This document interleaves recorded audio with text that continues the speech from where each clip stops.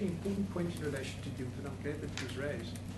Mr. Motsoeneng is in the most invidious and most tenuous position of all employees, really, because he's out there on paid leave or suspension, waiting a disciplinary hearing in terms of their judgment, in which effectively what has to happen is it must be determined whether or not he can gainsay the public protector's report. I mean, that's as tenuous a position as he's in.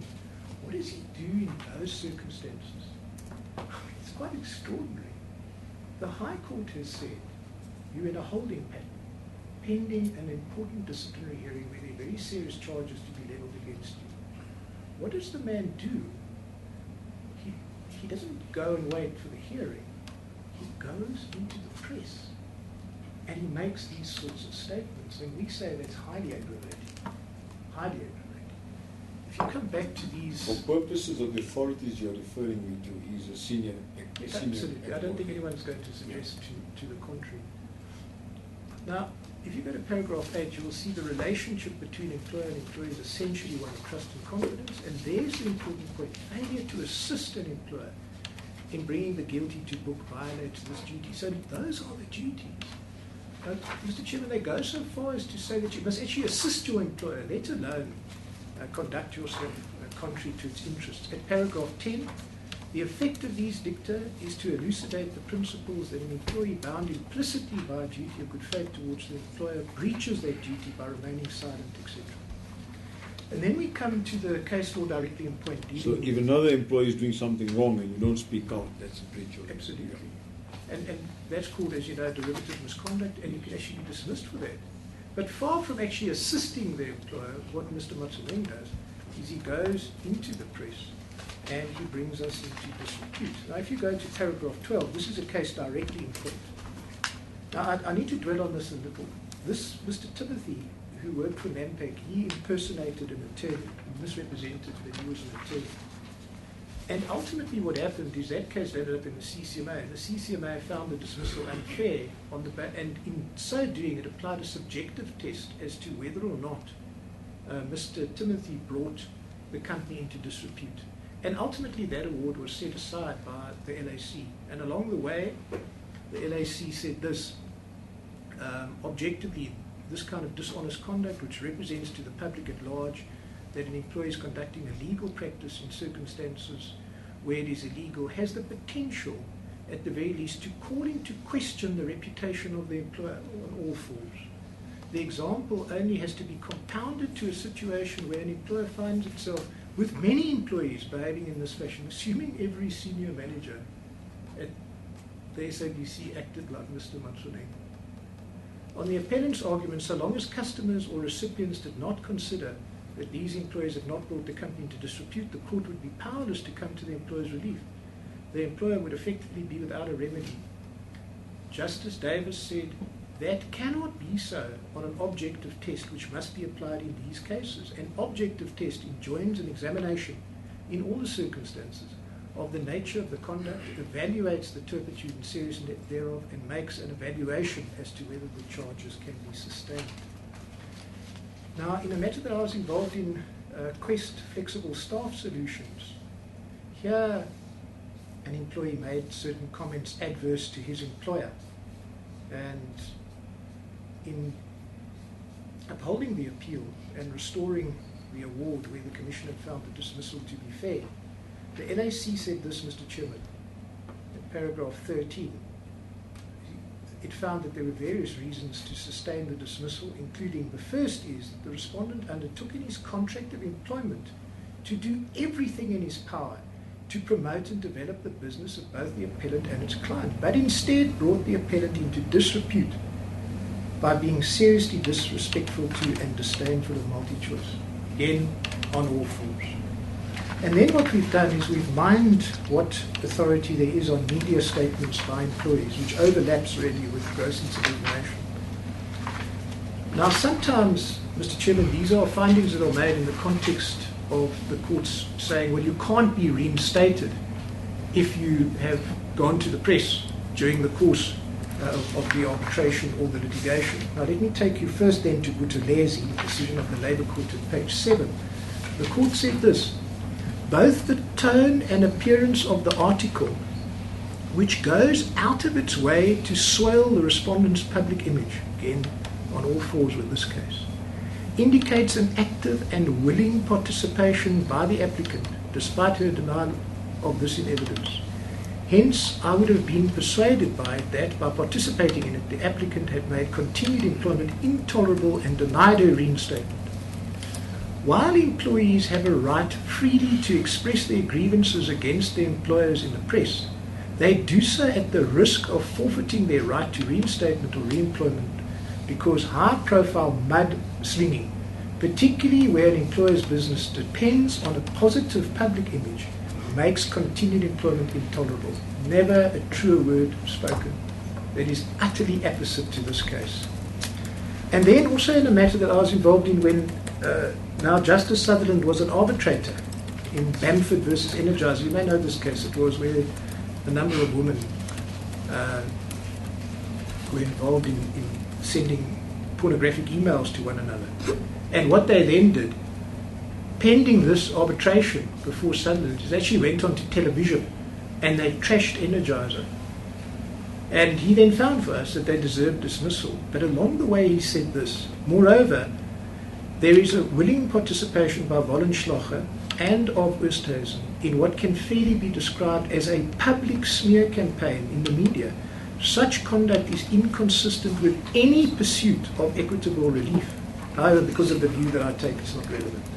So here you see the court say that if you wade into the press, more particularly as a senior employee, and you engage in a public smear campaign, particularly, Mr. Chairman, where the business depends on a positive image in the eyes of the public, that is very serious indeed. And then I make mention of this case, Martin N.O. Here an employee places statements, derogatory statements about his employer on Facebook. He's told not to do so. The court finds that that wasn't a protected disclosure in a judgment by Steenkamp J, and then goes on to uphold the fairness of the dismissal. And in the process of doing that, if I can direct you to the foot of page 7, the court finds that the publication was unfair as well as unreasonable, is exactly what happened here, towards the employer. That dismissal was appropriate despite the fact that the employee, quote, acted out of a sense of duty, albeit misplaced, and that he genuinely believed in this cause. There the dismissal was upheld. And of course, what Mr. Motsoeneng did involves gross insubordination. He knows of the rules of the SABC. He knows that you're actually not entitled to slag off your employer in the press. He knows of his common law duties, but he decides not to comply with them. He decides to breach them. He was grossly insubordinate. Why? Well, do you see at paragraph 17, and the language is important, he refuses to obey those instructions. He does so deliberately and publicly. And we submit to you at paragraph 17, a hallmark of gross insubordination is conduct that inexcusably undermines the authority of management. That's precisely what he did. Or represents a blatant, well-publicized challenge to the authority of management. That is precisely what he did. Or involves a public display of insubordination. That is precisely what it involved. And then finally, it was a comment that was made early on in these proceedings. You will be familiar with this famous passage from Slagman, where the appellate division made it clear that when you set yourself on a collision course with your employer, then ultimately you may pay the price. And the court said this: the employees had been guilty of sustained disobedience. They had deliberately set themselves on a collision course with management. That is precisely what Mr. Motsoeneng did. They were insubordinate and they were insulting. It's precisely what he was.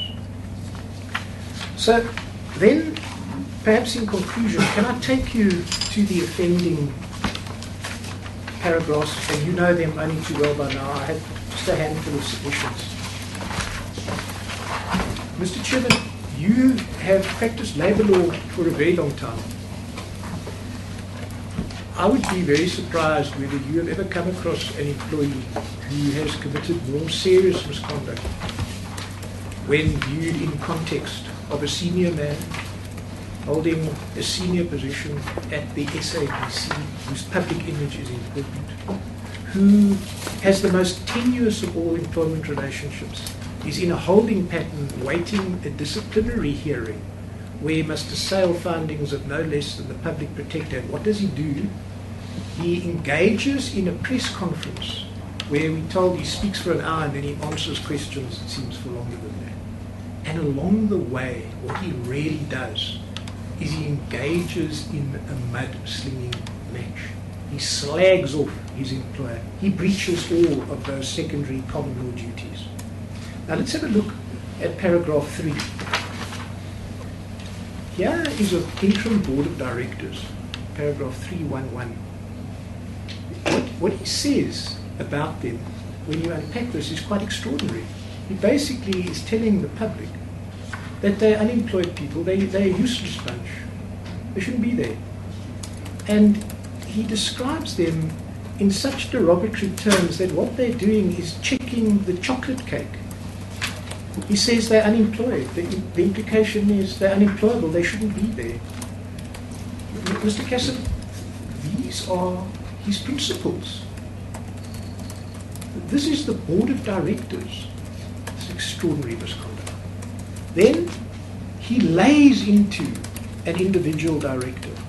You cannot go into a public forum and accuse a director of dishonesty in these terms. You simply cannot do that and expect that there are going to be no consequences. If you go over the page, but he doesn't stop there. He doesn't stop just with the board. He then singles out one person. And then what does he do for good measure? He trashes the higher authority as well. The ad hoc committee caused more problems than anyone. Because if you do business with the private sector, there's a contract, etc. He goes on to say that ad hoc committee contributed to the mess of the SABC to this day. Unbelievable. And then the last sentence, and you see the agenda that they were pushing, to be honest. But Mr. Cassim, he doesn't stop there. He doesn't slag off only the whole board, then a particular person, then the higher authority. He then wades in. And he is contemptuous of a judge of the Labour Court. It is extraordinary. Now, let me just interpose with this. I'm going to provide you with a reference in a moment. You may be familiar with this litigation, but what happened? It's quite unbelievable. There were 8 journalists who went to the Labour Court, and it worked like this. This was around the time where there was a gagging order where they couldn't report on protest action. And as I recall it, they were charged with misconduct, and they then approached the Labour Court. And between them being charged and the Labour Court hearing, an instruction was issued that they should be fired. Now, whether that came from Mr. Motsoeneng or not, we don't know. But that case then came before Justice Lagrange in the Labour Court. And you'll see here that Mr. Motsoeneng goes into the press and says, well, Weber Wenzel were representing these 8 people. Pamela Stein is the husband of Lagrange, Justice Lagrange. He should have declared his interest in this case. He should have recused himself, and effectively he's guilty of judicial misconduct. Then you report him to the Judicial Service. But let's look at the facts. And here's the real problem for Motsoeneng. And this is what happens when you don't check the accuracy of what you're saying. Of course, Weber Wenzel didn't represent those 8 people. In fact, if you look at the judgment, it is reported as Solidarity versus SABC, and we'll give you a copy, 2016 37 RJ 2888. These 8 employees were represented by Solidarity before Justice Lagrange. It really, as a lawyer, leaves one cold. And Solidarity's attorneys were Serfontein, Viljoen, Swart, and attorneys. Now, can I the other time coming as a amicus. No. So what happened? And we can probably, I don't know if there's a judgment in this case, but there was another group of journalists who went to the High Court, not to the Labour Court, and they were represented by Weber Wenzel, but not by Pamela Stein, by Nick Robb. But they're not these 8. No, they're not. So now you know the facts. Now have a look at this. Mr. Cassim, this is truly appalling. So I just ask you, what happened in the High Court? I don't know. So, But it's not relevant to this. no, but now, Yeah, I understand. Now have a look at this and let's unpack it, because it is really absolutely inexcusable. I heard from the lawyers when I was there that the judge who was presiding over the 8 journalists, his wife was in charge of the firm where the wife is working. Now, Lord alone knows what that's supposed to mean. So the judge was supposed to declare his interest, because if it was another judge, it would have been a different story. It would have been a different story. Now, Mr. Chairman, might I also interpose with this? Not only is this contemptuous of the court and defamatory of Justice Lagrange, but who took the decision to dismiss the 8? And you may be familiar with this judgment. As I recall it, Justice Lagrange actually wanted an affidavit because he was thinking about actually awarding costs against the person involved, and he wanted to know who actually took this decision. Now, by all accounts, it must have been Mr. Motsoeneng, because he's now, for the first time we see, actually defending this. But what is extraordinary about the judgment, and we will invite you to read it, it is really damaging of the SABC. And the SABC never sought to appeal this judgment. So here you have the SABC, you have the new board, they have accepted this judgment, they've taken it on the chin. What you have is a person who is on special leave pending the disciplinary hearing, wading into the press, saying, well, I don't agree with that. A different judge would have got a different result. So now it's his failure. He makes this a personal issue. But he doesn't stop there. He then slays into the judge. Now look further. Actually, if it is true that the judge did not declare, he should be reported to the relevant authorities. Now that's totally wrong. Judge Lagrange was under no obligation to declare anything. Weber Wenzel wasn't before him. For me, it was bias. It's just unbelievable. Because I didn't even understand how people could go and toy and make that noise and that they were making when they need to protect their own country. So now what he's doing is he's defending the position that was taken up by the SABC, which was actually overturned by Justice Lagrange. I said in my personal view with these journalists, if it was a different judge, I think there would be a different outcome. Because the judge did not declare that the wife is responsible for the firm that was responsible for the 8. It's just wrong. If you go to court, check with the SABC, because those issues are public issues. I also saw them there that the judge was conflicted in the matter. He didn't declare. If it had been another court, maybe if it was another judge, it would have been a different judgment. What place has a senior executive got adopting this position in an organization where there's no appeal? And the allegations that he makes against this judge are simply factually incorrect. So really, and this is why these proceedings are becoming frustrating to us. Mr. Cassim earlier, and Mr. Motsoeneng sits there. All we need to know really, the sharp edge of this case, is just explain how you can escape dismissal when you say this about a judge of the Labour Court. That's what this case is ultimately about. And then why do you say the same about the ad hoc committee and Mr. Naidu and the board? It's really not a difficult case. And we would say that when you read this in the light of those common law authorities, not only is Mr. Motsoeneng guilty of misconduct, but it is very serious misconduct. Now, you asked about Mr. Motsoeneng's defense. Perhaps I could take you to, if you have the High Court papers. Yes, I do. I think it's at pages 15 and 16, because again, this is where things become a little frustrating, because his defense, we know what it is. And I may as well deal with it now, because no doubt you're going to be told that they need many days in which to prepare a defense. We know what it is. I'm sorry, I said I guess I have it. I think we've got a copy for you.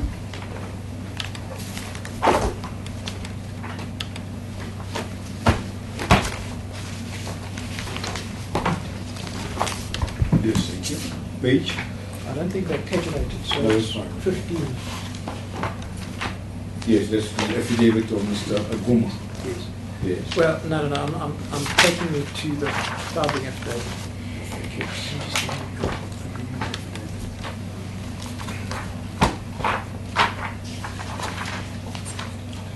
Yes, I'm at